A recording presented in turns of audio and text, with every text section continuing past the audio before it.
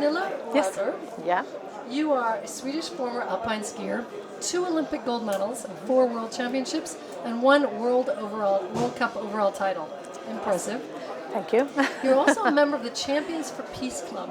Yeah. Could you tell us a little bit about what that's about? What are your goals and how you go about achieving those? Yeah, Peace and Sport organization is not an old organization, but it was established because sport is a universal language, and wherever you come in the world, you understand each other, even if you don't speak the same language. But sport, you have the same rules if you're in Sweden or if you are in the US or in South Africa. And so it's a language that everybody understands, and it really keeps people from doing bad things, so keeping the peace. So it's a very, very nice organization and the projects that they are doing. Do you have athletes involved in these projects, and can you talk a little bit about what sports, all sports, how does that work? Yeah, I'm an alpine skier, so obviously it's not so easy to do a lot of projects with alpine skiing. So mostly they use football players, to go to places in Africa or wherever there's a conflict in the world, and try to play sport with the children there to get them to think about something else instead of the conflict which is actually going on in their country. So then the Champions for Peace get involved to do that, to travel with them. And I have unfortunately not been traveling so much to do projects like this because I'm an alpine skiing, but I'm sure I will be able to do something in the future. And can you name a few of the athletes that are working in this the program? Yeah, we have Wilson Kipketer, who is from Denmark, racing from Denmark, and he works. He was actually the director for all the Champions for Peace for a while, and he gets us all together, so he works a lot with that. We have Paula Radcliffe, for example, track and field runner as well. There's so many. I think it's more than 50, so I can't name them all, but we all feel like we are there together. We have sport as a common interest, and it's a lovely organization. And you are based out of Monaco, yes, your organization, and you as well. And Sportel is here in Monaco. Can you speak a little bit about Monaco and sports and why Sportel is happening here? I think first it's because of Prince Albert. He is very, very interested in sport and has always been. He's a member of the IOC, and as you know, the IOC is a partner of Sportel. And I think he is one of the main things why we have all these sport things here, projects in Monaco, and I love it. Being a sports person, of course, it's great. I actually moved here 20 years ago, and then I was active with my sport, and then I stopped 2002, and we decided, me and my husband, to stay here, because it's a great place to bring up kids.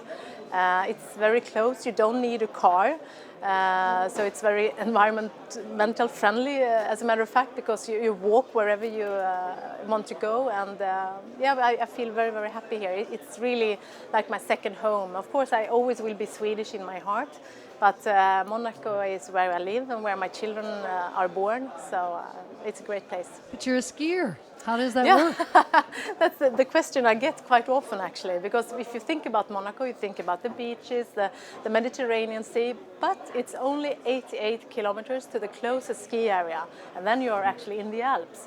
And so it's very, very, you can find everything here, all sorts of sports you can practice, so it's very good. Well, speaking of sports, and that brings me to the Olympics, and an issue that's been coming up, especially with Oslo pulling out of the candidature for 2022. Yes. What is your thought on how the IOC can deal with this dilemma where there are too many cities wanting to host the Summer Olympics and not enough for the winter? Are there some solutions being thought about? I think, I'm sure you've heard about the Agenda 2020, and the IOC is actually having an extraordinary session here in Monaco, beginning of December, where they are going to discuss all these items that they have collected actually from everybody from members or people from outside in the society who wants to give their input how the IOC could change or to be even better, for people. And they are going to discuss that here, and I think it will come out a lot of good things from this meeting here in Monaco, because I think a change is needed, and because of Oslo pulling out their candidature now, it's even more important that we see some change, and I'm sure that the IOC will do that as well.